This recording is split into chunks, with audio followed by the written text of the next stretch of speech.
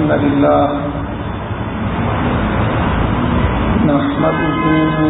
ونستعينه ونستغفره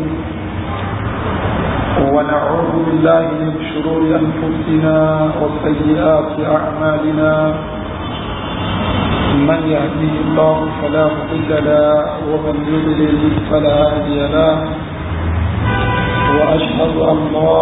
إله إلا الله وحده لا شريك له وأشهد أن محمدا عبده ورسوله أما بعد فإن خير الحديث كتاب الله وخير الهدي هدي محمد صلى الله عليه وسلم وشر الأمور محدثاتها وكل محدثة بدعة وكل بدعة ضلالة وكل ضلالة في النار أما بعد أدعوكم الله سبحانه وتعالى أترى الصلاة ونبوة محمد صلى الله عليه وسلم إن شاء الله أطمع تسوى لذلك ولتن الرسالة تجي الإمام ابن أبي زيد القيرواني رحمه الله تعالى والتسوج نقا يوم جمعة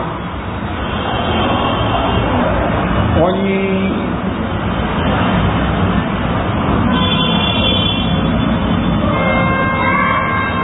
وتكون النساء خلف صفوف الرجال àwọn obìnrin wọ́n máa bẹ ní ẹ̀yìn sáfù àwọn ọkùnrin wala takhruj ilayha shabba ẹni tí ó jẹ́ ọ̀dọ́bìnrin kò ní lọ láti lọ kí ìrun jùmọ̀ eléyìí jẹ́ ọ̀rọ̀ ayé àwọn akánú àwọn afẹ́sìn nípa wípé àwọn ọmọbìnrin tí wọ́n jẹ́ ọ̀dọ́ wọn ní jáde láti lọ kí ìrun jùmọ̀ èyí tó fà á tí wọ́n fi sọ̀rọ̀ ọ̀rọ̀ yìí ó ní bí nǹkan ṣe padà dà lẹ́yìn àwọn sàhábà radwanullahi alayhim kódà káwọn sàhábà radwanullahi alayhim kí wọ́n tó jáde láyé tán ó ní àwọn kérésìsì díẹ̀díẹ̀ tí ó jẹ́ nǹkan tí ó jẹ́ tí yọmi nínú ló ti ń ṣẹlẹ̀ ṣùgbọ́n ìpìlẹ̀ ó ní pé obìnrin ó lè lọ kírun ní mọ́ṣáláṣí gẹ́gẹ́ bí àwọn ọkùnrin náà ṣe lè lọ kírun ní mọ́ṣáláṣí àbí ọ̀ranyàn ni fún ọkùnrin láti lọ kírun mọ́ṣáláṣí ní ìtò tẹ́wọ̀n àyàfi tí ìdí pàtàkì bá wà lókù ṣùgbọ́n obìnrin kò kí ń ṣe ọ̀ranyàn fún wọn láti lọ kírun nínú mọ́ṣáláṣí kódà kò ń ṣe ọ̀ranyàn fún wọn láti kírun jàmáà nílé tán bá parapọ̀ nínú ilé wọn tí wọ́n kírun jàmáà eré ìfìdá sí náà ni ṣùgbọ́n ṣe ọ̀ranyàn ni fún àwọn obìnrin tán bẹ nínú ilé kákírun ní jàmáà eléyìí kì í ṣe ọ̀ranyàn ká máa ti sọ wípé kán wá sí mọ́ṣáláṣí láti wá kírun jàmáà so eléyìí kì í ṣe ọ̀ranyàn fún wọn ṣé mustahabu ni fún àwọn obìnrin láti wá sí mọ́ṣáláṣí wá kírun òun ṣe mustahabu náà anabuwa Muhammad sallallahu alayhi wa sallam ó sọ ní ọ̀rọ̀ rẹ̀ ó ní la tamna'u ima Allahi masajid Allah ẹ máa hánà fún àwọn ẹrúbìnrin ọlọ́wọ́ ọba àti àwọn ẹrú tí wọ́n jẹ́ obìnrin wọ́n jẹ́ ẹrú ọlọ́wọ́ ọba lóbìnrin ẹ máa hánà fún wọn láti wá sí mọ́ṣáláṣí wal yakhrujna wa hunna safilat ṣùgbọ́n tí wọ́n bá lọ sí mọ́ṣáláṣí kí wọ́n lọ síbẹ̀ lẹ́ni tí ó lo pẹ̀fíìmù tó dẹ̀ múra ní ìmúra tó dá ló fi jẹ́ pé ànábì Muhammad sallallahu alayhi wa sallam nínú ọ̀rọ̀ ẹ̀ka ó ní ayyuma imra'atin ista'tarat thumma مرت على الناس ليجد الرجال ريحها فهي زانية. ẹni obìnrin tó bá apply perfume sára tó wá gbáwájú àwọn èèyàn kọjá nítorí kí àwọn ọkùnrin tẹ́lẹ̀ máa gbóòórùn perfume tó lò fàyè zaniya, onízìnà nírú obìnrin bẹ́ẹ̀, onízìnà onírú obìnrin bẹ́ẹ̀. tó ló jẹ́ pé obìnrin yóò múra nínú ilé rẹ̀ lẹ́ni tó ń tẹ́ ọkọ lọ́rùn. ó ń ṣe tí ọ̀pọ̀lọpọ̀ obìnrin ní máa ṣe tó ti pé tó bá ń bẹ nínú ilé, ẹ̀wù ṣẹ́kì, ẹ̀wù ìlọ́ta, ìtàbí ṣe oúnjẹ olóòwò káàkiri ilé níwọ́wọ́ jòkó lẹ́bí ọkọ wọn. kóra ẹlòmíì nínú wọn ó lè lágùn gan tí ó nílọ wẹ̀ láti gbé ogun yẹn kúrò, ṣùgbọ́n tó bá ń lọ síta yóò wò pé kò bá mú kó ń jáde báyìí, yóò wà múra, yóò lọ wẹ̀, yóò tó lo perfume. eléyìí ìwà tí ó bá mú ni. sọ̀nàbọ̀ Muhammad sallallahu alaihi wasallam oníta abáròmìnrin tó ṣe kó ń ṣerú nǹkan bẹ́ẹ̀, tó ṣe pé nígbà tó bá ń jáde ni yóò lo perfume, àmì pẹ̀rú obìnrin yẹn ò gbádùn ni, àmì pẹ̀rú obìnrin yẹn ò gbádùn. obìnrin tó ní lọ́wọ́ onírú obìnrin bẹ́ẹ̀. so eléyìí tí Ànábì sallallahu alaihi wasallam tó sọ yìí, ọ̀pọ̀lọpọ̀ obìnrin ní ni wọ́n kì í mú iṣẹ́, ni wọ́n máa ń fa oléètì ọ̀rọ̀ Ànábì wa Muhammad sallallahu alaihi wasallam.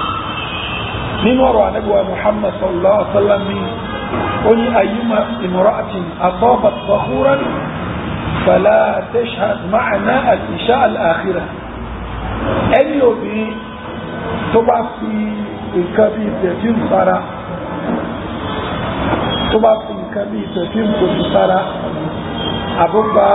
àwọn bí tùràrí, ó fi tùràrí sára, Ànábì sallallahu alaihi wasallam ní kò gbọdọ̀ wá kí irun ìṣá ìpẹ̀lú wa, kò gbọdọ̀ wá kí irun ìṣá ìpẹ̀lú wa. sọ́lẹ̀ ìtànàbí sọ àmọ́yé obìnrin lónìí ni wọ́n fa olétí ẹ̀. wọ́n ló jẹ́ pé ìyàwó Aisha radiyallahu anha ó ní law ra'a an-nabiy sallallahu alaihi wasallam ma ahdathat an-nisa' lamana'ahunna al-masajid. ká nípa nàbí ìpẹ́láyé tó bá rí táwọn obìnrin ṣe nísìnyí bá sọ fún wọn pé ká máa wá kírun mọ́ṣáláṣí má. ìyẹn ní àsìkò ìyàwó Aisha lélẹ́yìí. tí àwọn Aisha bá ń bẹ láyé bí àsìkò ju àyí ń kọ́, kí ni nǹkan tí ó bá sọ tó bá rí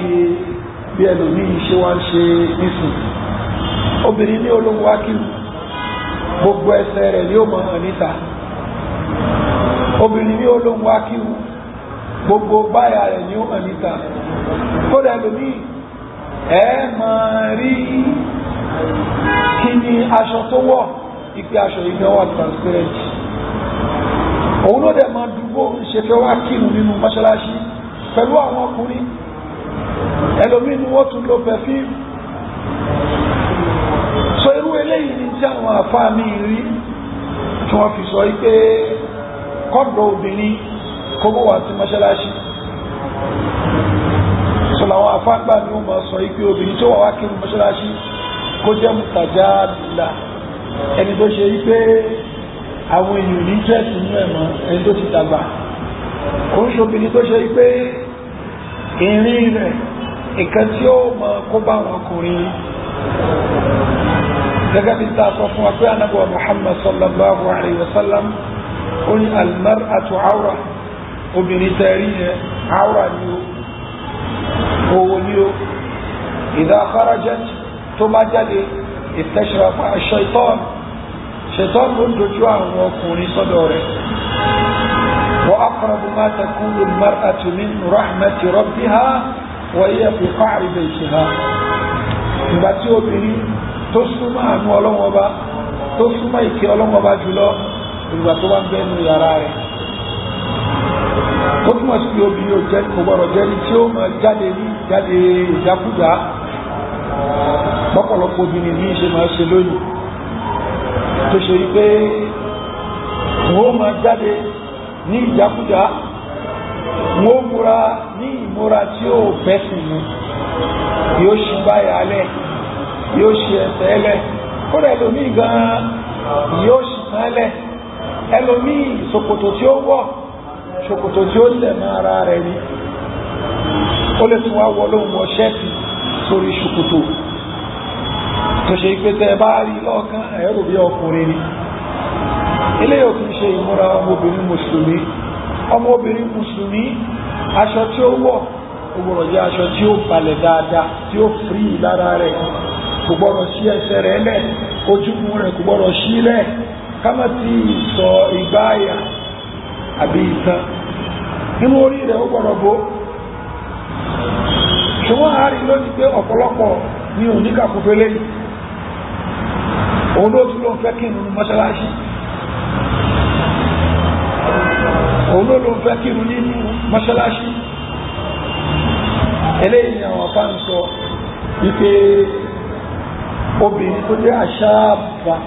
ọ̀dọ́bìnrin àti sóbìnrin tí ó ti jó rí 30 something lọ àbí lẹ́yìn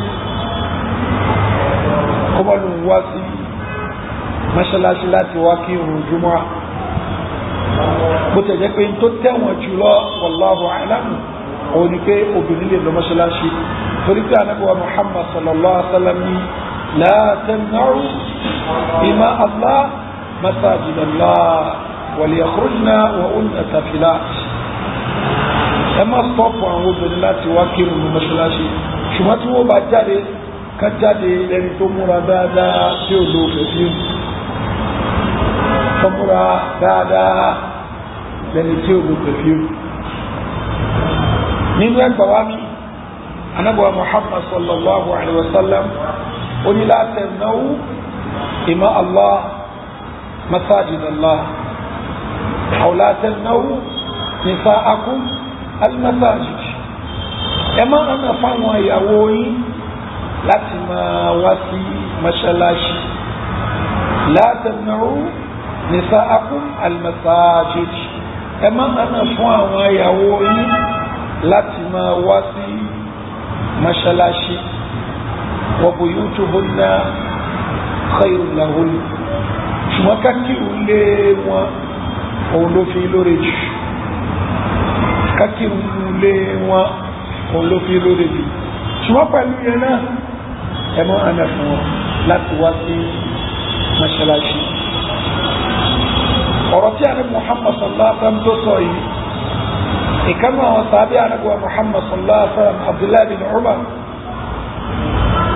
ó sọ ọ̀rọ̀ yìí níwájú kan náà ọmọ rẹ̀ tó ń jẹ́ Bilal ìgbà tí Bilal tó ń ṣe ọmọ Abdullahi bin Umar tó gbọ́ ọ̀rọ̀ Abdullahi bin Umar tó fi ti sí ọ̀dọ̀ ànábì Muhammad sallallahu alaihi wasallam Bilal wá ní wallahi lanamna'uhunna mo fi ọlọ́run bàbúrà àníjẹ́ kọlu mọ́ṣáláṣí gbólóhùn yẹn tí Abdullahi bin Umar gbọ́ obì nínú gan ẹni tó gba ọ̀rọ̀ yìí wá láti ọ̀dọ̀ Abdullahi bin Umar tó ń ṣe Salim ọmọ Abdullahi bin Umar ní ó ní fasabbahu sabban sayyi'a ma ra'aytuhu sabbahu mislahu qattu ó nígbà tó gbọ́ ọ̀rọ̀ yẹn obìnrin ó bu ní èébú tó ṣe pé wò gbọ́ kó bu nírú èébú yẹn rí ó ní uhaddithuka an Rasulillah mo ń sọ fún ẹpá Nábì sọ wípé la tamna'u ima Allahi masajid Allah ìgbé ẹ̀mọ́ ọ̀nà fáwọn obìnrin pé kán mọ́ wá sí mọ́ṣáláṣí wọ́n sọ fún pé lanamna'uhunna àwọn ọ̀nà fún wa eléyìí bẹ́ẹ̀ ní Sahih Muslim nínú ẹgbà wa al-Imam Ahmad nínú al-Musnad wọ́n ní fama kallamahu Abdullahi hatta mat fún nǹkan tó ṣe yẹn Abdullahi ò bá sọ̀rọ̀ títí tó fi kú Abdullahi ò bá sọ̀rọ̀ títí tó fi kú títí ta ní fi kú ṣé títí ọmọ yẹn fi kú àbí títí bàbá fi kú? àwọn afáàmì ní títí tí bàbá fi kú ó yin ọmọ yẹn lódì torí wípé ó jẹ́ nǹkan tó sẹ́yìn sí bàbá yẹn. mo ń sọ fún ẹ pánẹ́bì sọ báyìí wọ́n sọ pé ìwọ ṣe tó kọ́ńtàlì fún pánẹ́bì sọ. tí Abdullahi bin Umar tó bá ń bẹ láyé tó bá mọ tí àwọn èèyàn ń ṣe lónìí nípa ọ̀rọ̀ ọlọ́run ọba ọ̀rọ̀ anábìwá Muhammad sallallahu alaihi wa sallam ọlọ́run ló mọ orí nǹkan tí ó bá ṣe. àwọn tàbí ànábì ni àwọn ẹni eré ìkànnì wọn Anas bin Malik radiyallahu anhu òun ló kírun nígbà tí ó dé Basra ọ̀ṣọ́ ó wá ń kírun ó wá rí báwọn yẹn ṣe ń kírun ó kàn bu ẹkún ni ó bu ẹkún lé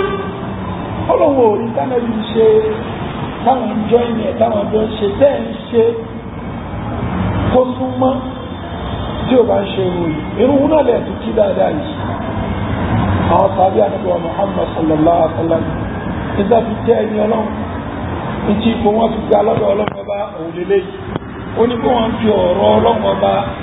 wọn fi ṣeré rárá wọn fi àṣẹ ànábì Muhammad sallallahu alaihi wa sallam wọn fi jáfara rárá. so eléyìí ló jẹ́ ká sọ wípé tó tẹ̀wọ̀n ó ní pé àwọn obìnrin ìgbàláyè ń bẹ fún wọn láti wá mọ́ṣáláṣí ṣùgbọ́n tá a bá ń sọ èwo ló ní ládájú kákìrún nílé wọn àti kan wá sí mọ́ṣáláṣí èwo ló ní ládájú kákìrún nílé wọn ló ní ládájú kan wá kìrún mọ́ṣáláṣí lọ. olóńjẹ́ pé arábìnrin kan tí wọ́n ń pè ní Ummu Humayd arábìnrin Ànábì sallallahu alaihi wasallam sọ fún wípé salatuki fi baytiki irun tó bá kí nínú ilé rẹ̀ afdalu min salatiki ó lọ́lá ju irun tó bá kí fi hujratiki ní ibi gbangba ìtàlé rẹ̀ wa salatuki fi hujratiki afdalu min salatiki fi dariki èyí tó bá kí ní gbangba ìtàlé rẹ̀ olóore jù tó kí ní agboolé yìí lọ. wa salatuki fi dariki afdal min salatiki fi masjidi hayyiki èyí tó kí lágboolé yìí olóore jù tó kí ní mọ́ṣáláṣí àdúgbò yìí lọ. wa salatuki fi masjidi hayyiki afdal min salatiki fi masjidi inú tó kí ní mọ́ṣáláṣí àdúgbò yìí olóore jù tí ó kí mọ́ṣáláṣí mi lọ. bẹ́ẹ̀ ni mọ́ṣáláṣí Ànábì wa Muhammad sallallahu alaihi wa sallam ní tá a bá kí bẹ́ẹ̀ ó ṣe dédé ẹgbẹ̀rún ìlàdá tí a rí ń bẹ ṣùgbọ́n fún àwọn ọkùnrin eléyìí kò kí ń ṣe fún àwọn obìnrin. àwọn obìnrin dìmọ́ tóbìnrin fi ń súnmọ́ létí oníládà rẹ̀ fi ń pọ̀ sí, dìmọ́ tó fi ń jìnà sílé oníládà èrú rẹ̀ fi ń jí tó fi ń kéré sí. ṣùgbọ́n pẹ̀lú gbogbo ẹ̀ náà Ànábì sallallahu alayhi wa sallam onílá tamna'u ima Allahi masajid Allah wàlíyàkúróṣìnà òhúnnà tàfílàt. ẹ má bí káwọn obìnrin mọ́ akiri mọ́ṣáláṣí ṣùgbọ́n tí wọ́n bá lọ ká lọ lẹ́ni tí ó lo tẹ̀fín kọ́dẹ̀ múra dáadáa. látẹ̀mọ́ òun nìsa akúkúrú mọ́sáájì ẹ má hàn fún àwọn obìnrin yín àwọn ìyàwó yín láti mọ̀ wá mọ́ṣáláṣí. wọ̀pọ̀ yóò túbọ̀ ná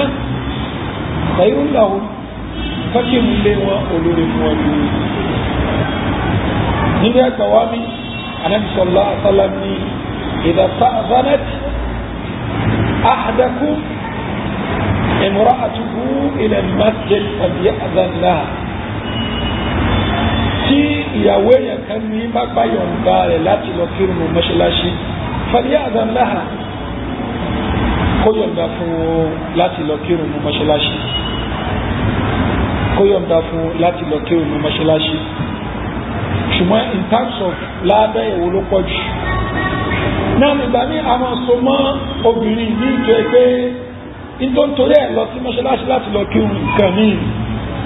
ló fẹ́ lọ gbọ́ ìdánilẹ́kọ̀ọ́ nípa ẹ̀sìn. So ládá yẹn ikú gbọ́lọ́gbọ́ ìdánilẹ́kọ̀ọ́ nípa ẹ̀sìn yóò wà lọ́tọ̀, ládá irun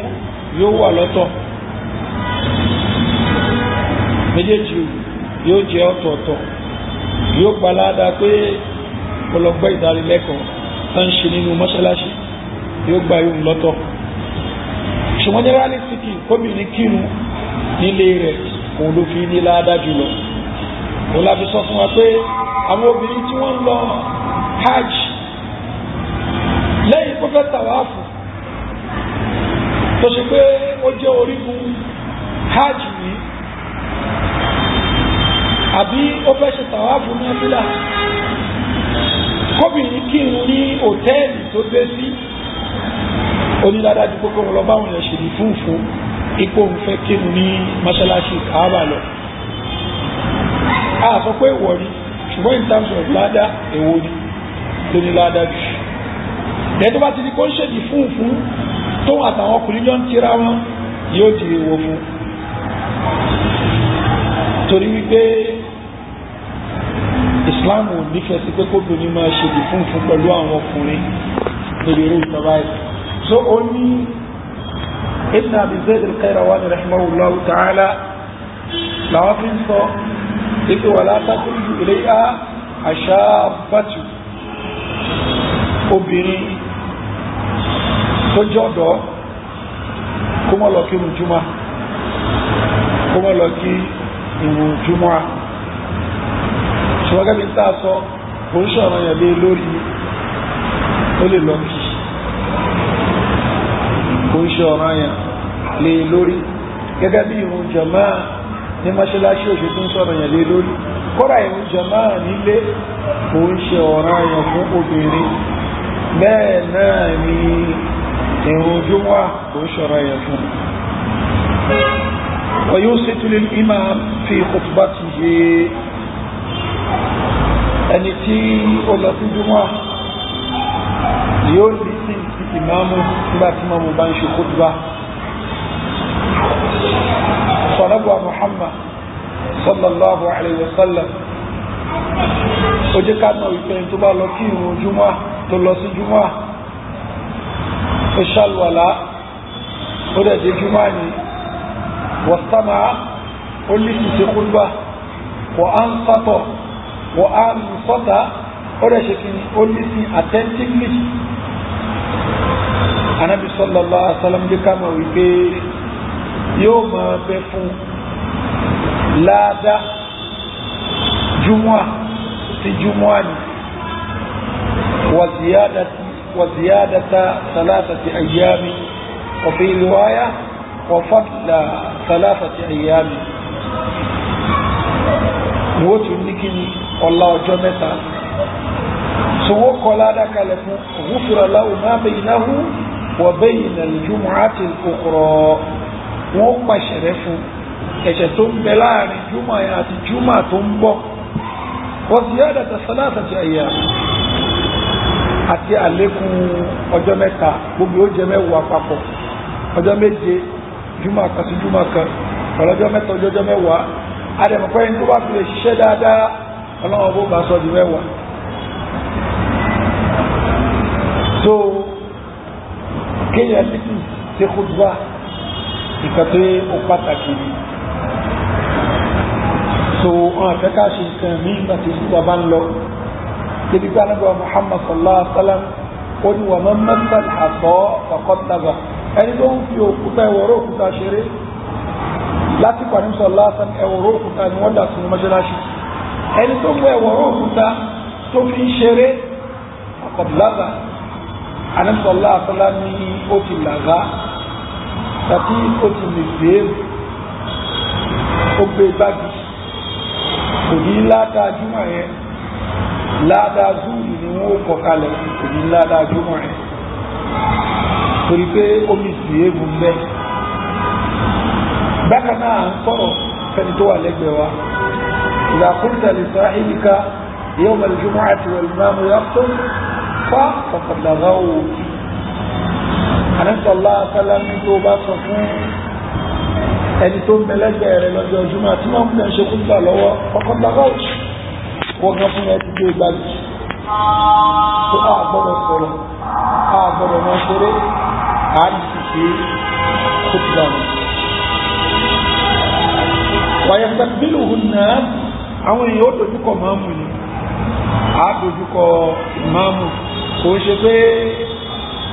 akẹ́yìn sí máàmù àbá akẹgbẹ́ sí máàmù kò bá mú kátírà as much as possible láti jẹ́ pé kí ìmáàmù àwọn wo báyìí adojúkọ. wal ghuslu wájibun afáàfọ́ mi báyìí wọ́n ní ká wẹ ìwẹ̀ júmọ́ ọ̀ranyàn ni ráàyè kan lélẹ́yìí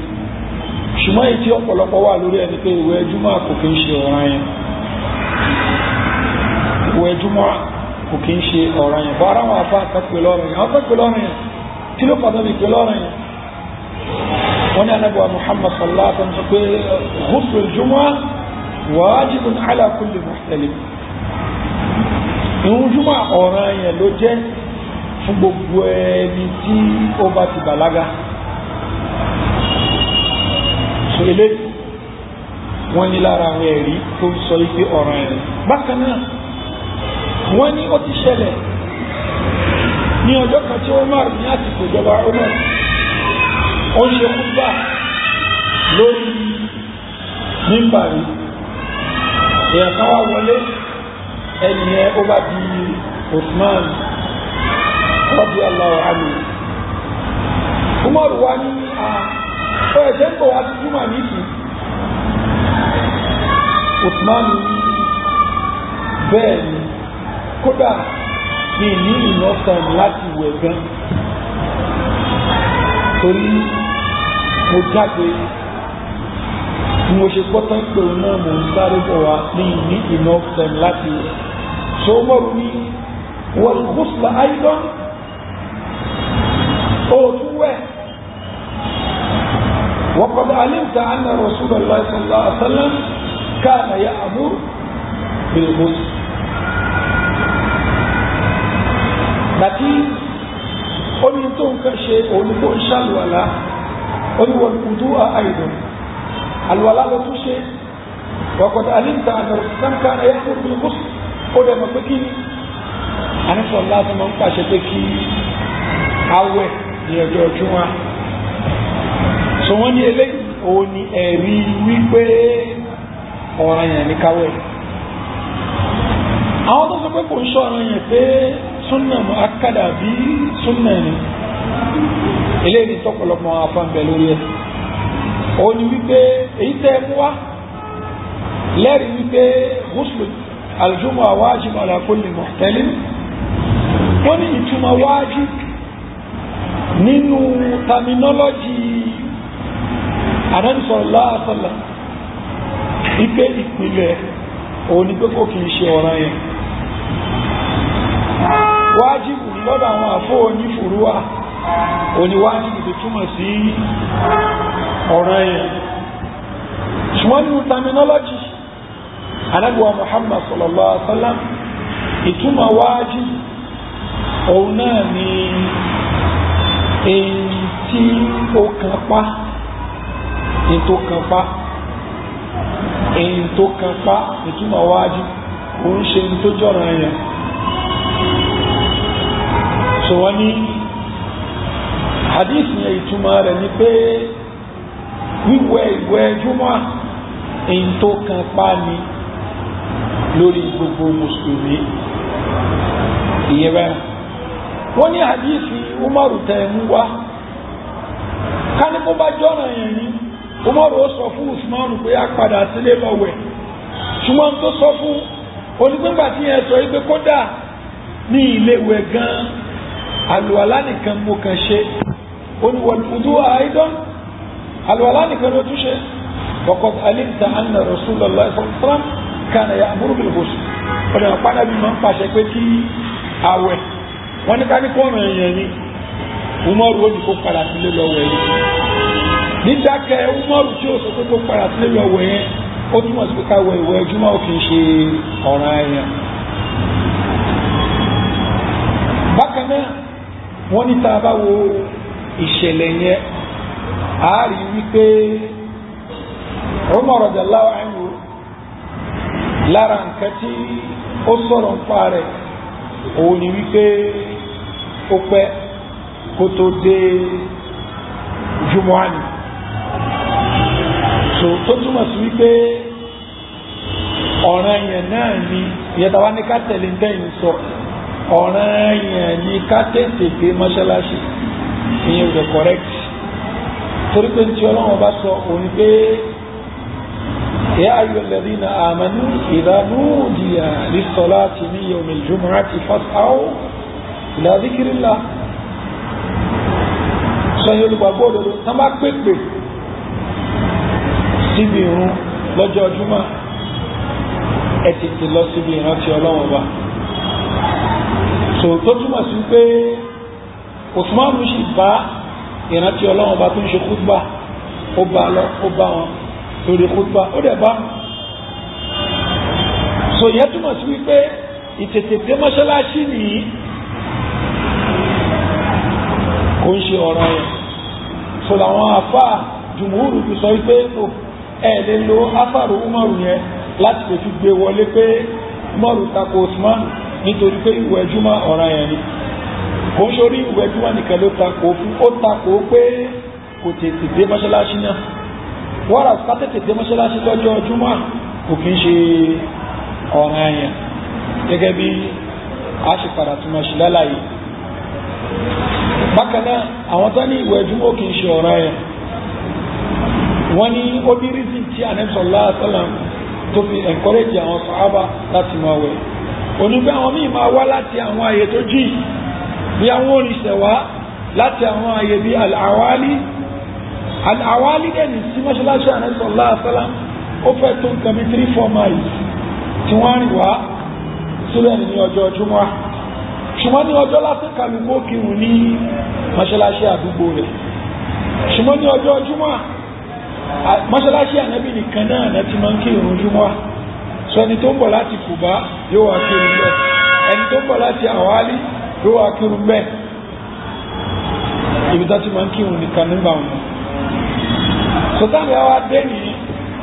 ẹlòmíì ó ṣe ń bọ̀ láti bí iṣẹ́ ó lọ sóko àti bẹ́ẹ̀ bẹ́ẹ̀ lọ gbogbo ogun oko tán lọ ẹ̀ náà ni ó mọ̀ gbé wà ní mọ́ṣáláṣí ó wá di pé kí àwọn oorun kan máa jáde lára àwọn èèyàn nígbà tí wọ́n bá kójọ sí mọ́ṣáláṣí Ànábì sallallahu alaihi wasallam sọ pé law ittasaltum li yawmikum hadha kò bá dá kẹ́ ẹ máa wẹ̀ ní ọjọ́ òní o kò bá dá kẹ́ ẹ máa wẹ̀ ní ọjọ́ òní gẹ́gẹ́ bí ìyàwó Aisha radiyallahu anha bí wọ́n ṣe gbà wá tẹ́bùsùn bẹ́ẹ̀ ní Sahih Muslim àti àwọn tíra hadisi nínú so wọ́n ní súnnà tó kan pàdé kò ń ṣe ọ̀ràn yẹn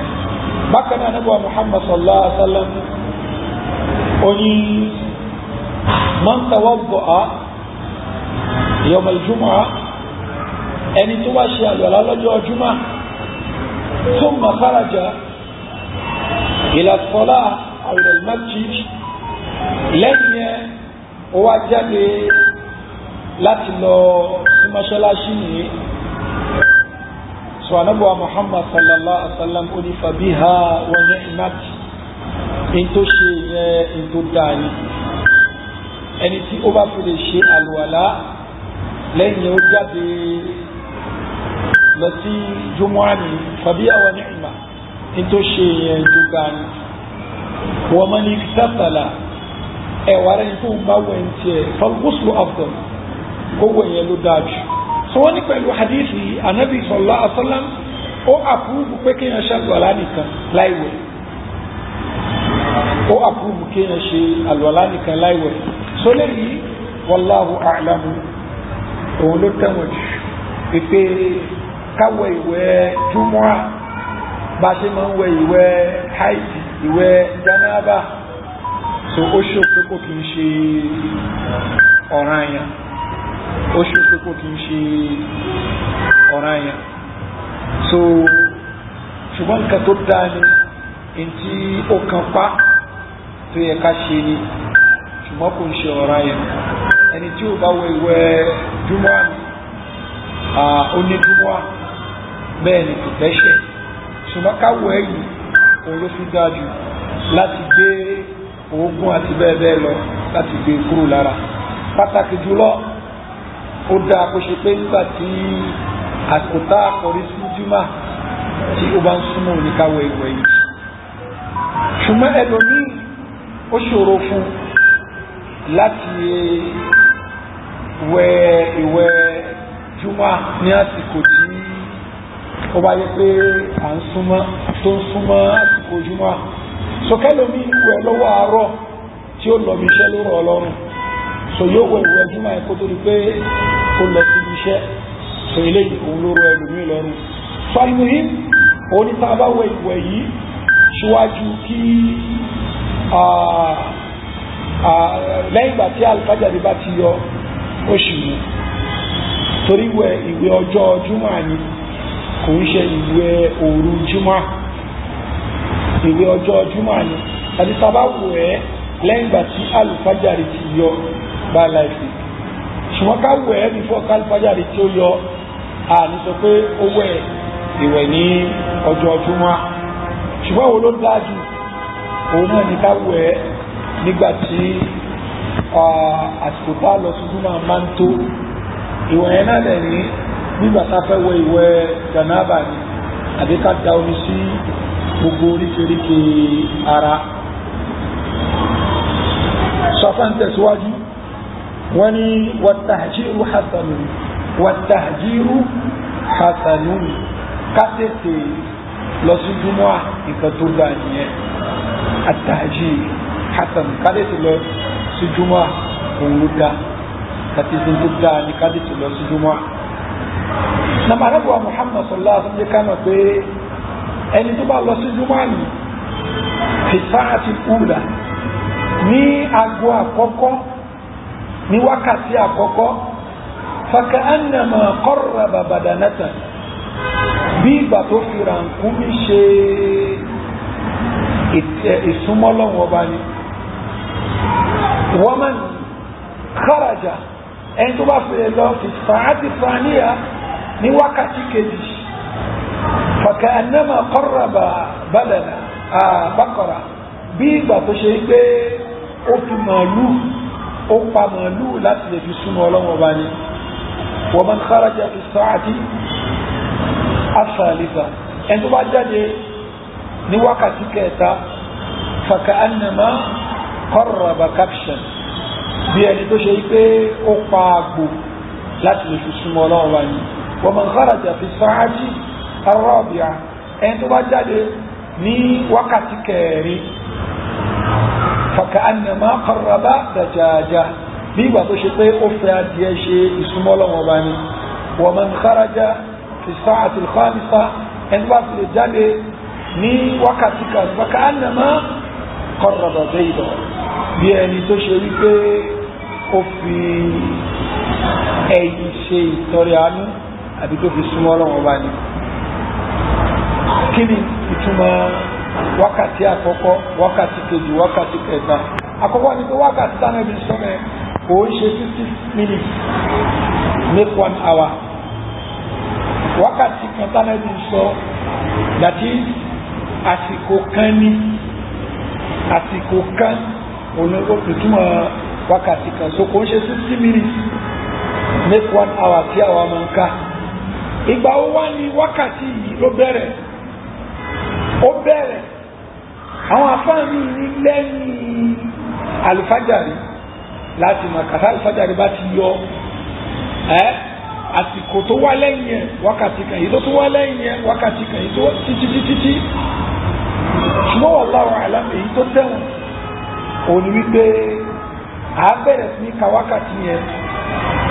lẹ́yìn ìgbà tó rùn bá yọ ìgbà tó rùn bá yọ àti ìgbà tí òrùn bá wọ̀ wákàtí méjìlá ni ìgbà tó rùn yọ títí di àsìkò ìgbà tí òun á fi wọ̀ wákàtí méjìlá ni a wà pín lọ́gbọọgba sọ́nà méjìlá. So ìpín kan òun ni wákàtí kan tánàbí sallallahu alaihi wasallam so lè mọ̀ pé 60 minutes. So tàbá wà mú ìpín kan ìpín kejì ìpín kẹta bẹ́ẹ̀ tí ó lè kó kíní ìgbà tó bá fi wọ wákàtí ẹlẹ́ẹ̀kẹfà ìgbà ẹ òun ni wọ́n mọ̀ gbé èrò dúró ní tí wọ́n mọ̀ ṣe preparation àti kíru. Wákàtí àkọ́kọ́ délẹ̀ karùn-ún so tí wọ́n bá ń jáde níbẹ̀ ni bí ládá ẹ̀ ṣe bó ṣe rí nìyẹn. Mo lábí sọ fún wa lẹ́ẹ̀kan wípé Umar gbà tó ń ṣe kútbà tí Usmanu dé ní àsìkò tí wọ́n ṣe kútbà lọ́wọ́ ó yẹ ṣe ń bọ̀ ó ní òun lọ bì kan in fact òun sáré láti wá gbájúmọ̀ débi pé òun ò lè ṣe ní pé kó nǹkan ṣàlùwàlá lọ ó ní àlùwàlá nìkan ló tún ṣe tó dẹ̀ mọ̀pá dẹ̀ ni wọ́n ń pàṣẹ pé kí àwẹ̀ sọ̀rọ̀ tán lò ó pé Umaru sọ pé ó dẹ̀ mọ̀pá dẹ̀ ni wọ́n ń pàṣẹ pé káwẹ̀ tán lò gẹ́gẹ́ bí ẹ̀rí wípé ìwẹ̀ júmọ̀ ọ̀ràn yẹn ni àwọn àfáà kejì mo ṣe gbọ́ ọ̀ràn yẹn Umaru kan sọ bí ó ṣe kan pa sí ni torí pé Umaru ṣe tẹ́kẹ̀ ọ̀pù náà lórí pé kò tètè dé mọ́ṣáláṣí wọ́n rà kò ń ṣe ọ̀ràn yẹn pé kí wọ́n lè tètè mọ́ṣáláṣí torí pé tọ́lọ́ wọn bá sọ ní pé ìdánù díà ní sọ̀láàtì ní yóò fi júmọ́ fọ́fàáwò ila dhikrillah tẹ́ bá gbọ́ tán pèrú irun wo là ń sọ mọ́ṣáláṣí ti máa ń pèrú méjì irun ẹlẹ́ẹ̀kejì láti agbọ́ tí wọ́n ń pèrú then àmúra àmọ́ bọ̀ wá olóyè pé àwọn àfáà kan bó tẹ̀ yẹ pé ráàyè tí ó kéré gan táwọn àfáà mi mú ni ó ní pé ìgbà tó ń sọ̀rọ̀ ń pátá ní ìrújúmọ̀ aṣọ́ràn yẹn lé lórí wọ́n lẹ́ni tí ìrújúmọ̀ aṣọ́ràn yẹn lé lórí tó gbọ́rọ̀ lọ kí ìrújúmọ̀ òun lẹ́ni tó ṣe pé ibi tó ń gbé sí mọ́ṣáláṣí ibi tó ṣe pé ńgbà tán bá pèrú yóò dé mọ́ṣáláṣí lẹ́ni tí ó bá pátá ń pásọ̀ ọ̀fìnú yẹn torí pé táyà sọ ní pé ìdánù díà ní sọ láti ní yóò ìjúmọ̀ fásitì àwọn tẹ́ bá kọ́ tán pèrò so ìgbà ẹ ní ẹ̀sìn ṣe lọ́rìn ẹ̀ pé kó o máa lọ so tí mo wá gbéra tí mo wá ń lọ mò ń lọ ibi tí mò ń lọ ní ó wá jẹ́ bí irú mile 2 òun mò ń lọ so ó súnmọ́ pé nígbà tí mo wá fi dé mile 2 yìí wọ́n ti ṣe kúrò àwọn ti kírun gẹ́tẹ́ ó túmọ̀ sí pé according to báwọn afáyẹn ṣe ń sọ ìrújúmọ̀ ń ṣe ọ̀ràn yẹn fún èmi tí mo ń gbé irú bíbà yìí tí mọ́ṣáláṣí wà ní mile 2 torí pé tá máa náà pèrún níbẹ̀ yẹn ni àsìkò tí mo ní kò ń ṣe àsìkò tí mo rò pé àti ìgbà tó rú yẹ kúrò látàrí tí bá gbéra ní àsìkò ìgbà tó rú yẹ ní àtàrí ní tó ṣe pásìkò ẹnu àpèrú èrò àyílà àbí ìrùn júmọ́ àní gẹ́gẹ́ bí ọ̀pọ̀lọpọ̀ àwọn àbá ṣe sọ so tí má ní mo gbéra tí màá bá bárun màá bá pàtì irun bí a lórí khutba ní àbí pàtì irun má ṣàbá wọn lọ́rọ̀ yẹn ni fún mi láti lọ sí júmọ́ ṣùgbọ́n tí ìgbà nígbà wọn ní kò ń ṣe ọ̀rọ̀ yẹn fún mi aṣàlàyé lórí eléyìí ní ètò pọ̀ pé eléyìí ààrá yìí àwọn minority kókó bẹ̀ òní wípé tó bá jẹ́ pé kí à ń bẹ ní ibi tá a ti lè gbọ́ ìrun pípé ọ̀rọ̀ yẹn ní fún wa láti lọ túmọ̀ tó máa pè ń pẹ̀lẹ́nu tá a máa gbọ́ ọ̀rọ̀ yẹn ni contrary to ti afáfin àti àwọn mífin ẹnu àwọn afá wípé ẹni tó bá ń bẹ nínú ìlú kò sí bí máìsì ní ṣe lè pọ̀ tó bọ̀rọ̀ lọ kí ìrun tí wọ́n so ṣùgbọ́n ìtó tẹ́wọ̀n wallahu a'lamu òun ni wípé lókùnbà tí wọ́n bá ti lè gbọ́ ìpè ìrun ọ̀ràn èèyàn ní fún ìyàn láti lọ kí ìrun ìjúmọ́ àní sọ̀rọ̀ máìsì kọ́ ìtó tẹ́wọ̀n ṣùgbọ́n àwùjọ tá ń gbé ní orọrùn gan torí pé wọ́n ti júmọ́ ó pọ̀ káàkiri ni so alimamu Malik rahimahullahu ta'ala at-tahjir lọ́dọ̀ ti tí wọ́n àwọn òpin sí wákàtí mẹ́fà tá ń sọ yẹn pé ẹni wá kọ́ lọ lẹ́yìn àgbà tó ń bá yọ ẹni tó lọ lẹ́yìn ẹ àwọn restrictive gbogbo ẹ̀ sí brief period tí gbogbo ẹ̀ less than an hour ni so that is wákàtí márùn-ún dáná bí sọ yẹn wọ́n gbogbo ẹ̀ sí nǹkan tó ṣe pé less than an hour tọ́lọ́dọ̀ Imam Maliki kò ṣe súnmọ́ ni pé kí n tètè kúrò lé lẹ́yìn ìgbà tó mú bá yọ kí ní mú lọ jùmọ̀ lọ́dọ̀ títí wọ́n ní àsìkò yẹn àsìkò tí ó súnmọ́ àsìkò tí wọ́n pè wí onítúmọ̀ àtàjìrì lọ́dọ̀ Imam Maliki so ẹni bá lọ láyé wákàtí àkọ́kọ́ wákàtí kejì wákàtí kẹta so lọ́dọ̀ Imam Maliki àwọn gbọ́yé sí pé kí ni àsìkò tó súnmọ́ àsìkò tí wọ́n pè wí yẹn àsìkò tó súnmọ́ àsìkò tí wọ́n pè wí ṣùgbọ́n èyí tí ọ̀pọ̀lọpọ̀ àwọn afá tí wọ́n ń bẹ lórí ẹ̀yẹn ohun méje ó tẹ́wọ̀n so àtàjìrì yẹn tó kò ń ṣe kókà di ilé rẹ̀ lé àsìkò tí a máa súnmọ́ náà ta bá tètè lọ kí náà máa lọ sí a lè máa lọ yẹn náà fìlà kalẹ̀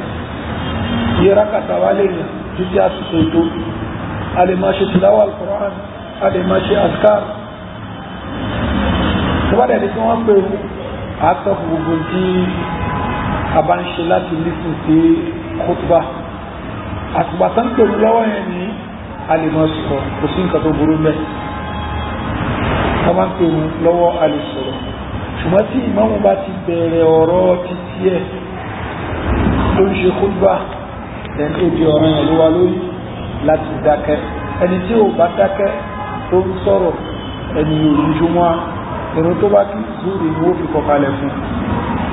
kódà kó kọ̀rẹ́kì èèyàn tó ṣe mistake pẹ̀lú kó sọ̀rọ̀ fún eléyìí tó ń ṣìkọ́ tí ó bá mú bákan náà wọ́n ní wà lè sàdálìkà fi awwalin nahar àfáàní eléyìí kò kìí ṣe níbẹ̀rẹ̀ ọjọ́ àti tafáńsáì láti takun nǹkan tí ọ̀pọ̀lọpọ̀ àwọn afá sọ táwọn sọ pé ìgbà tó ń bá yọ ni òun ní ẹ̀ẹ́ o ìgbà tó súnmọ́ àsìkò tí wọ́n bẹ̀rẹ̀ khutbah ni wọ́n yẹ tọ́tọ́ ìyàbùláha ẹni tó fẹ́ lọ síbẹ̀ tó jẹ́ ọkùnrin kó lò pẹ̀sí nínú ẹ̀kọ́ wa kan nípa aláàfẹ́lá ní kó mú ní pẹ̀sí ìyàwó rẹ̀ kó lò ó tó túmọ̀ sí pé kí ni àwọn obìnrin lè lò pẹ̀sí tó lóorun ṣùgbọ́n yóò jẹ́ nínú ilé wọn tí wọ́n fẹ́ jáde síta wọ́n á fọ̀ dànù torí pé obìnrin ò gbọ́dọ̀ lò pẹ̀sí tó ń lóorun gbọ́dọ̀ lò ó jáde àdábì ẹni obìnrin tó bá ṣe é fayazaniya oníṣìnà ní orí rẹ̀ wọ̀nyẹ́ ní bàtù ahsana thiyabi ọjọ́ ọjúmọ́ àbí ọjọ́ eid wọ́n fẹ́ ká wo aṣọ tó dáadáa lára àwọn aṣọ wa tí ó dájú lórí bí anábọ̀ Muhammad sallallahu alaihi wasallam a máa sọ fáwọn sàábé pé kó bá dá ẹnì kọ̀ọ̀kan ní ẹgbìyànjú àti láṣọ méjì àti aṣọ kan máa jẹ́ aṣọ ọjúmọ́ ayé Islam táwọn yìí Islam tó àdírẹ́sì ẹni tó tálíkà jù ẹlòmíràn ní owó lálẹ́ fi ṣẹ̀sìn bẹ́ẹ̀ ni a lè fowó ṣẹ̀sìn ṣùgbọ́n tálíkà ò túmọ̀ sí pé kó má sin lọ́hùn tó bá tálíkà tó sin lọ́hùn ìyà lórí ìyà ni owó torí pé ò lówó láyé nígbà ìlú wa fi sin lọ́hùn ìyà lórí ìyà ni fún ẹni yẹn yóò jẹ ìyálà yáyà níjọ́ gbẹ̀ndé alkiyama ní ìróúnjẹ mẹ́ta jẹ lójúmọ́ àbí ìróúnjẹ méjì jẹ lójúmọ́ ìyẹn ni ọmọ sí náà kọ́dà kó ṣe kó ń jẹ ọ̀kan ló ń jẹ lójúmọ́ àbọ̀ òróúnjẹ jẹ lójoojúmọ́ gan ìyẹn ni ọmọ sí náà. sọ̀nẹ́gbà Muhammad sallallahu alaihi wasallam ó àdírẹ́sì kéèsì àwọn mùsùlùmí ó ń bẹ́ẹ̀ náà àwọn mùsùlùmí láyé àtìsọ̀lá àwọn ọ̀dọ́ ìgbẹ́ inú mọ́ṣáláṣí náà ń sùn inú mọ́ṣáláṣí òní wọ́n ń sùn àwọn ni wọ́n ń pè ní àwọn ahlu suffa wọ́n nílé kò sówó tí wọ́n ègbálé àbí ilé kan tí wọ́n kọ́ inú mọ́ṣáláṣí ni wọ́n ń sùn lára wọn ni Abu Hurairah radiyallahu anhu inú mọ́ṣáláṣí ni wọ́n ń sùn àwọn ni wọ́n pè ní àwọn ahlu suffa so wọ́n àtòrí ẹ̀rọ protest against Ànábì sallallahu alaihi wasallam lọ́pọ̀lọpọ̀ yìí máa ṣe lónìí wọ́n ní àwọn olórí kò síná kò sómi kò sí kíní ẹ̀ẹ́dá pàdé ní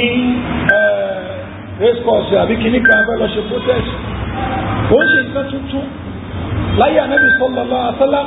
àwọn tí wọ́n rí jẹ wọ́n bẹ tó ṣe pé wọ́n ṣọ́ọ̀bù láti jẹ ní àwọn tó pé jíjẹ mímú ó nira fún lásìkò ànábì wa Muhammad sallallahu alaihi wasallam wọ́n dẹ̀ ń sin lọ́wọ́ bá tẹ́lómi ìsunú mọ́ṣáláṣí gan.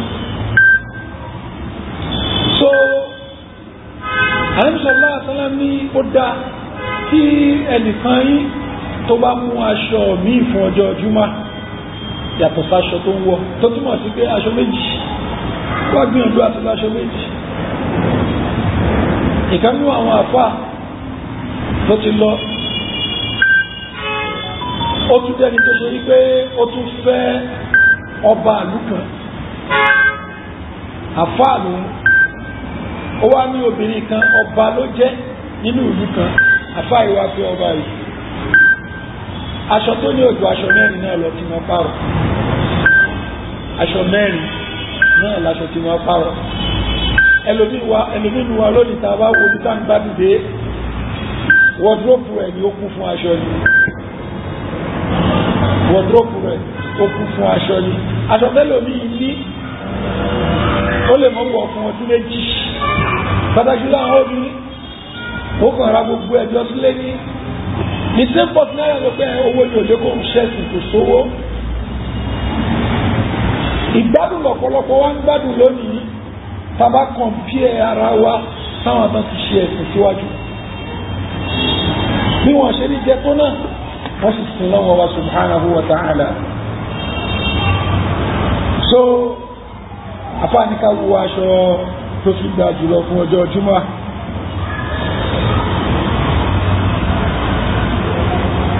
wa ahabbu ilayna an yansarifa ba'da faraghiha èyí tá a nífẹ̀ẹ́ sí jùlọ òun ni tí ó yẹ ìpadà nígbàtí ó bá parí ìrun Jímọ̀ ó yẹ ìpadà láti kó máa lọ nígbà tó bá ti parí ìrun Jímọ̀. insha Allah a tún máa tẹ̀síwájú lórí eléyìí abẹ́lẹ́ ọ̀rọ̀ subhanahu wa ta'ala yìí tí agbọ́nà kalama kó jẹ́ kúlò fún ìkọ̀ọ̀kan wa. وصلى الله على نبينا محمد وآله وصحبه أجمعين سبحانك اللهم وبحمدك أشهد أن لا إله إلا أنت أستغفرك وأتوب إليك والسلام عليكم ورحمة الله وبركاته.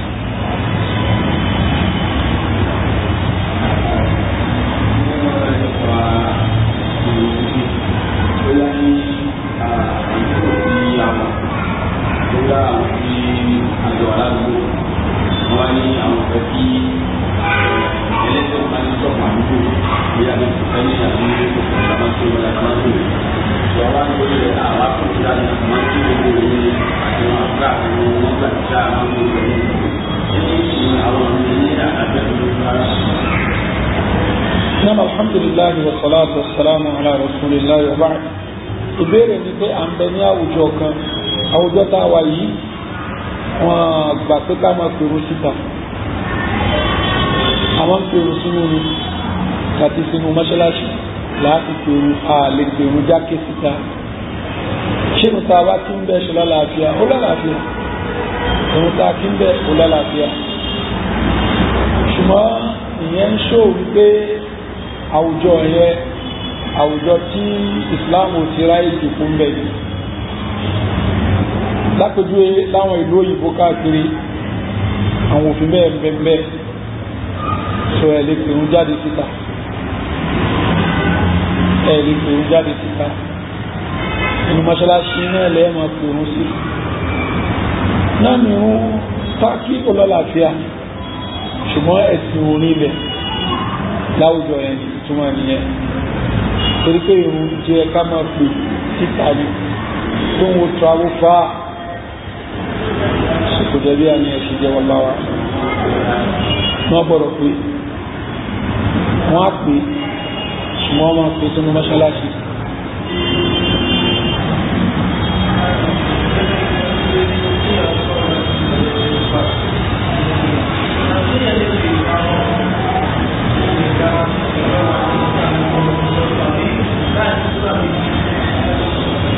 Náà ìbéèrè ni wípé ṣé a lè tọ́ka sí yàn àbí ká fi sáyẹ̀nsì nǹkan fún yàn nígbà tí kó gbà máa ń lọ kò sí nǹkan tó burú bẹ́ẹ̀ nísìnyí ká ṣẹ́wọ́ sí yàn nígbà tí kú tó lọ ká sọ̀rọ̀ mẹ́rin kò sí nǹkan tó burú bí yẹn láti lè fi correct àwọn èèyàn kò sí tó burú mẹ́. nígbà tí ìmáàmù bá parí kútùbà alákọ̀ọ́kọ́ tó jókòó ṣá lè sọ̀rọ̀ ní àsìkò ìgbà yẹn tí ìmáàmù ò bá ti sọ̀rọ̀ a lè sọ̀rọ̀ dàbí ìmáàmù ti dákẹ́ a lè sọ̀rọ̀ ní àsìkò ìgbà yẹn náà lórí ma fi ń lo píríọ̀dù yẹn náà láti fi ṣe àdúrà bó ti ẹ̀jẹ̀ wípé ọ̀rọ̀ anábíwá Muhammad sallallahu alaihi wasallam sọ pé inna al-jumu'a la sa'atan la yuwafiquha abdul muslim wa huwa yad'u Allah àsìkò kan bẹ lọ́jọ́ jùmọ̀ tó ṣe pé tí ẹrú mùsùlùmí tó bá ṣe kò ń gé àsìkò ẹlẹ́ni tí ó ń ké sí ọlọ́run ọba illa ajaba Allahu du'a àfikọ́ ọlọ́run ọba kó gba àdúrà rẹ̀. So nítorí lọ ní pé láàrin lẹ́yìn ìrun áfírí sí magrib lásìkò yẹn wá ṣùgbọ́n àpá mi gbà wípé láàrin àsìkò tí ó lè kí ìrun wá òun ni àsìkò yẹn gbogbo ṣe ń bẹ ní ẹgbà wá kan ní Sahih Muslim. So tí wọ́n mú bá jókòó àìfọ́tún ti yẹn ṣàdúrà àbí tá a bá sọ̀rọ̀ náà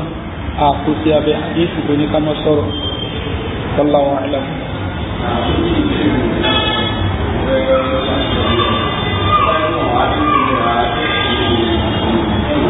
kò dá ká máa bẹ ní àwùjọ kó ṣe ikú ká máa pèrò lẹ Ànábì sallallahu alaihi wasallam ó ní ma min thalathatin fi qaryatin aw badwin ìyẹn mẹ́ta kan ò ní máa bẹ nílùú kan kó ṣe pé wọn ní pèrò láàrin wọn ní illa takhadha alayhi shaytan duk shaytan kò jẹ bàbá lórí wọn. So irú pípẹ́ nǹkan tí ó pàtàkì ni tó bá ṣe kí wọ́n pè é ní tí ò ní jáde síta tí ó wà fún àdúrà ní mọ́ṣáláṣí at least ó sì bẹ́tà ju kán wọ́n pè é rárá rẹ̀.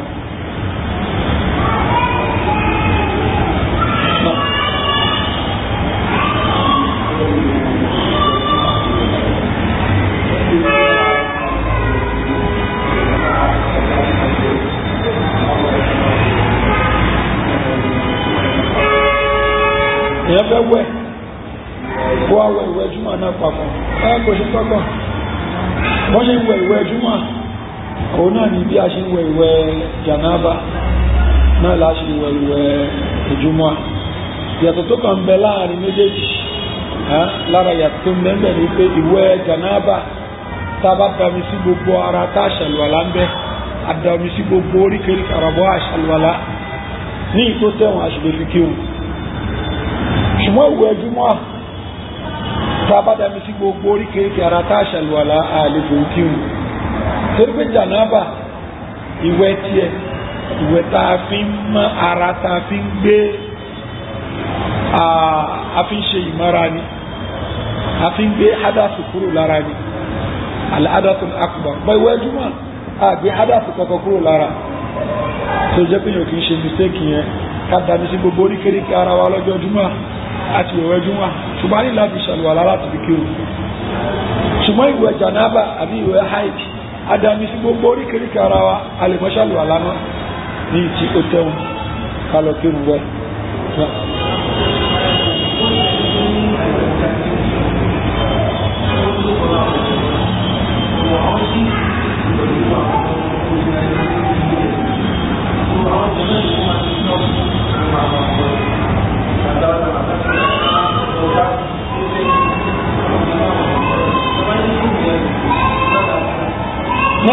ìbéèrè ni wípé ẹni tó nìkan lọ ń dá dúró lẹ́yìn nítorí COVID-19 tí kò bá wọn yàn tó sá fún ṣé ìrùn rẹ̀ lálàáfíà ọ̀rọ̀ COVID-19 ọ̀rọ̀ tí ó lágbára ni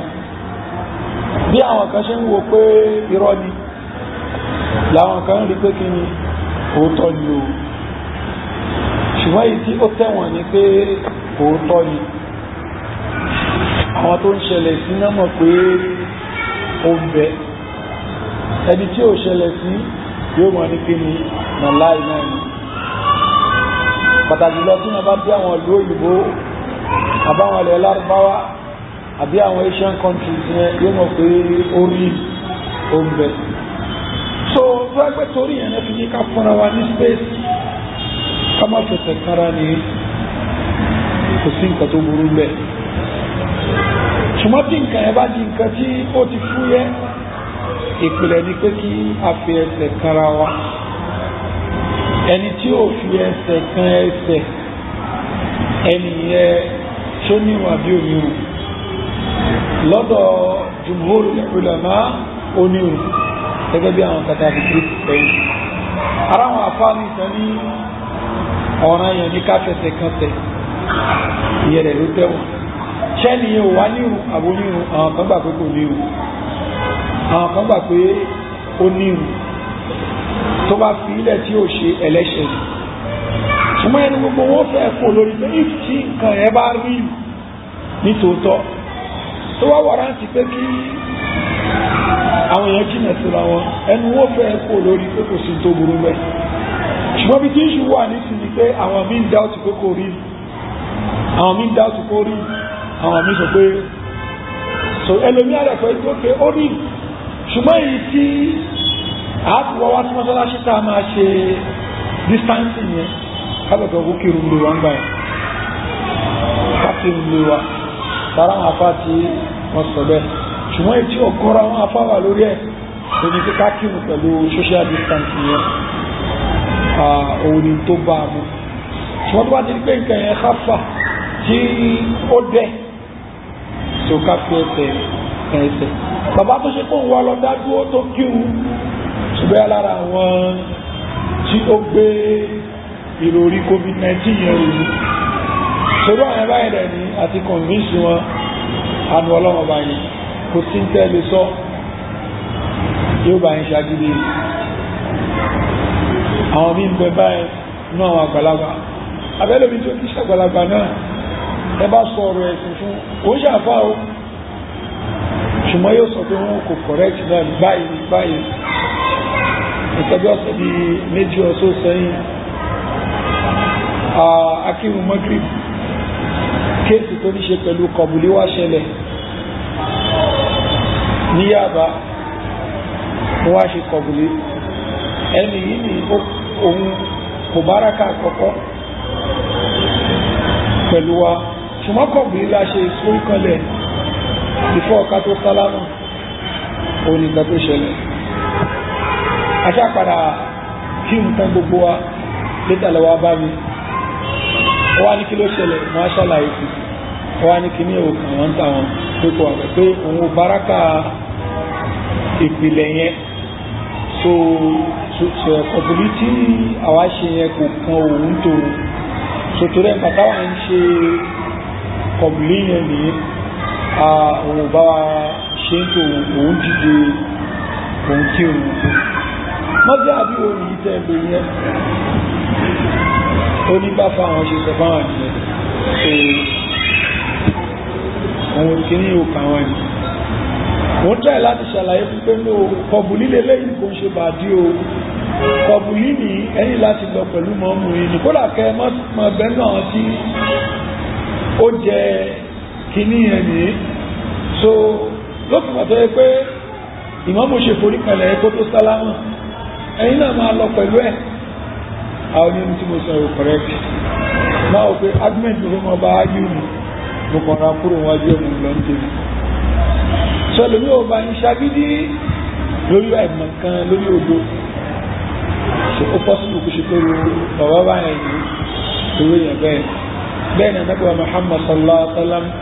onílà salata liman faridin khalfa saf ẹni tó dáàmù kí lẹ́yìn sáfù òmìnir sọ̀rọ̀ bàbá yẹn ní fún ó ń dáàmù kí onìkan lọ dá dúró ó ń dáàmù kí wallahu a'lam.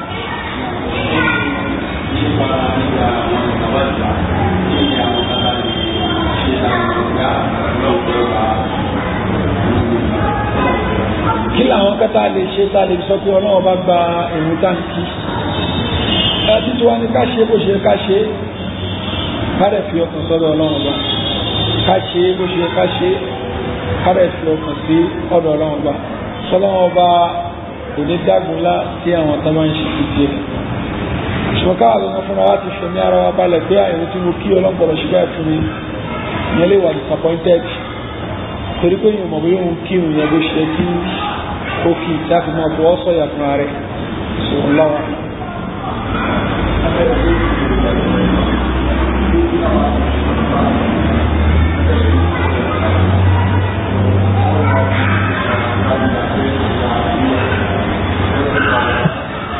náà bẹ̀rẹ̀ tí ó ti tó wọ jánábà ó rẹ̀ ṣàlùwàlá ń bẹ́ ọwọ́ rẹ̀ padà wà lọ kan nǹkan ọmọkùnrin rẹ̀ ní ṣé ó ba àlùwàlá jẹ́ lọ́dọ̀ pọ̀lọpọ̀ àwọn afá àlùwàlá rẹ̀ ti bàjẹ́ jánábà rẹ̀ tó ti wẹ̀ ó dúró kò sí problem pẹ̀lú yẹn ṣùgbọ́n kò lè fi àlùwàlá yẹn kírun ó máa tún àlùwàlá mú ṣe eléyìí lọ́dọ̀ pọ̀lọpọ̀ àwọn afá bẹ́ẹ̀ tó rọra níbo Muhammad sallallahu alaihi wa sallam ikú ìdá àbọ̀ àdúgbò ìyẹ́dìí ìlà fárújì tí nǹkan bá lọ fi ọwọ́ kan nǹkan ọmọkùnrin rẹ̀ wa laysa baynahu wa baynaha ha'ilun tí ó dẹ̀ sí kankan tó blọ́ọ̀kì méjèèjì àti kò ṣe pé orí aṣọ ló ti fọwọ́ kan ẹlẹ́mùsọ̀lá àtàlá ní ọkọ̀ wájàbà ọ̀rọ̀ yẹn tó ṣe àlùwàlá eléyìí ni èyí tọ́pọ̀lọpọ̀ àwọn àbá dúró lórí ara àwọn afá mi tán gbá ìpé kò bá àlùwàlá rẹ̀ jẹ́ àti tó wáyé tó ṣe nítorí àbí kí kí ẹmọ fi nǹkan ọmọkùnrin ẹ̀ ṣeré lẹ́ni tí ó ń gbádùn ara rẹ̀ lẹ́yìn ìgbà tó di ṣàlùwàlá so àmì ìgbà pé dájú ẹ̀ ń tọ́ka sí ni sọmọ Allahu a'lam ẹni tó fọ́ kankan ọmọkùnrin rẹ̀ ó jẹ́ tàbí ní o kò jẹ́ ti adùn ní o àlùwàlá ti bàjẹ́ tó tún àlùwàlá rẹ̀ ṣe Allahu a'lam.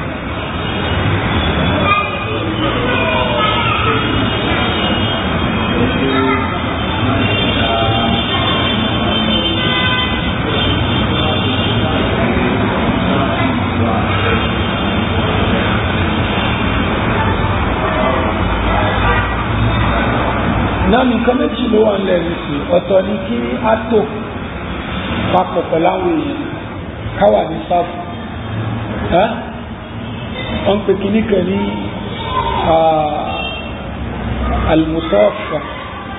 almusaffa oníkẹta bá wọ fóònù yìí àti kí ní microphone tó wájú ní a rí pé wọ́n jọ ṣe kí ní wọ́n jọ dọ́gba musaffa lélẹ̀ ẹgbẹ́ tí ẹ̀ tó tàbá ṣe báyìí nísìnyí a lè lè wà lẹ́yìn eléyìí ò tún ṣe musaffa so musaffa òun ni ìké àdírẹ́tì ìpè ṣọ́nà yẹn ni àdúgbò ṣọ́rọ̀ yẹn nítorí ṣe kò ṣe musaffa pẹ̀lú yẹn ẹ̀yìn lòun wà eléyìí sí oyin farada àti eléyìí dádúró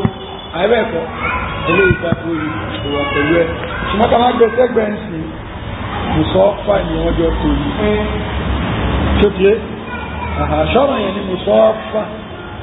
aláwọn afá mi gbà pé ọ̀ràn yẹn ni òun ló tẹ̀wọ̀n jù àwọn mi gbà pé ó fi ń ṣe ọ̀ràn yẹn tó ń nà ní bákan náà wọ́n ti kìíní kan ní àtàràsù ẹni pé fóònù yìí sí mo lẹ̀ mọ́ kìíní ìyàwó tábátò lórí wọn ọ̀tọ̀ nípàjọ wà lórí láìn eléèdè dóńbẹ̀ kéde dóńbẹ̀ ẹsẹ̀ ń wò kanra wọn musaffa ni wọ́n ṣe yẹn ṣùgbọ́n tàràsù oníkọ́jọ́ fẹsẹ̀ ẹran kanra wọn ṣọ́ra yẹn ni ọ̀rọ̀ pọ̀lọpọ̀ àwọn afá wọn gbà pé àtàràsù kò ṣọ́ra yẹn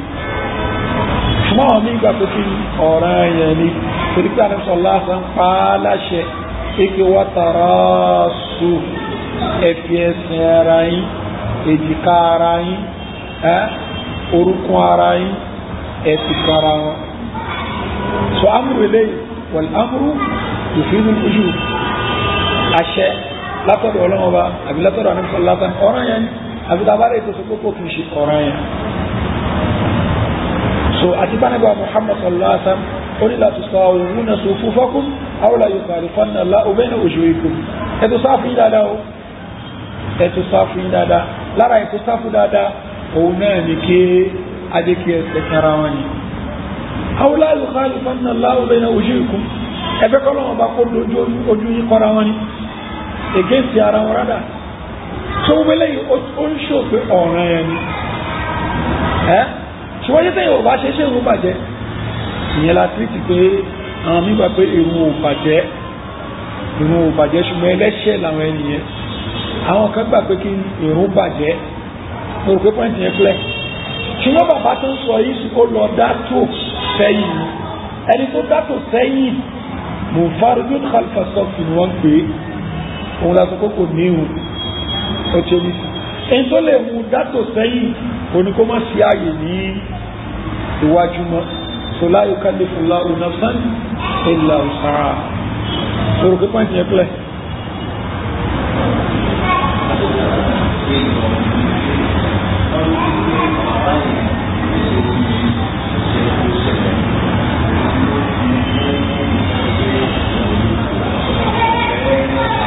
ẹ ó lọ tò sẹ́yìn ọ̀tọ̀ ìyàtọ̀ ń bẹ láàrin mo tò sẹ́yìn àti mo tò sí láì kan náà tí ó tẹ́lẹ̀ sí mi ìwà fẹsẹ̀ kan ẹsẹ̀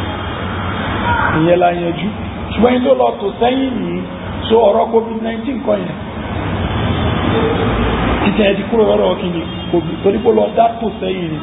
ẹ̀ka ní kó wọn àtàwọn ẹ̀ka lọ́jọ́ tò sẹ́yìn yẹn á ní wọ́n tún mú sá fún mi yẹn ṣùgbọ́n òun nìkan lọ dá dúró ṣé tẹ́ ń sì sọ ẹni yẹn ò ní rù.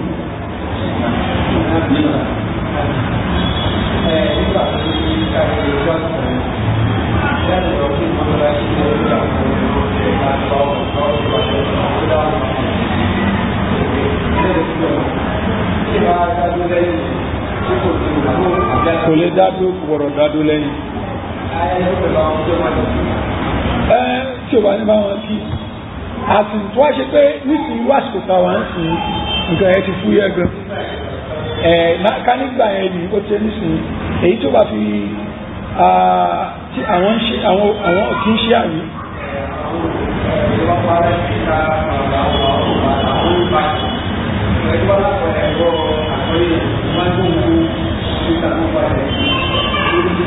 No, kò lè wà lẹ́yìn so tó bá jọ ìní wọn ká ní pé ìjọba ń ti mọ́ṣáláṣí tán bá ti mọ́ṣáláṣí ẹni gbogbo ọjọ́ ọba olè ti kìíní ni so irú yẹn ni tó bá torí ẹ̀ tó ń kírun nílé bá láìsí. nípa táwọn tí a bá wá yàrá àtàkùn wa ní ìdíje wà fún ọmọdé wà lẹ́yìn ìjẹ́ kí ẹ̀yìn wà fún aká ẹnìkan lẹ́yìn àtijọ́ lọ́wọ́ àkọlẹ́yìn. náà hadith wípé ìbéèrè mi wípé ṣáà lè pààyàn nígbà tí sáfúwájú bá ti kú orí èèyàn nìkan lè yàn dẹ̀ wà lẹ́yìn nígbà tí yàn dé sáfúwájú ti kú ṣáà lè fẹ́ èèyàn sẹ́yìn ìgbé kájí kọ́mọ́jà wà nìkan lórí sáfù hadith wọlé ṣùgbọ́n àdìsí ò lálàáfíà ṣùgbọ́n àwọn afá mi gbà wípé a lè ṣe bẹ́ẹ̀ báwọn mi á rí pé tá a bá ṣe bẹ́ẹ̀ adáfáfúwájú rú so instead táàfù tàfáfúwájú rú kátó láwà nìkan lálórí nìyẹn la yukallifu Allahu nafsan illa wus'aha wallahu a'lam. سبحانك اللهم وبحمدك أشهد أن لا إله إلا أنت أستغفرك وأتوب إليك.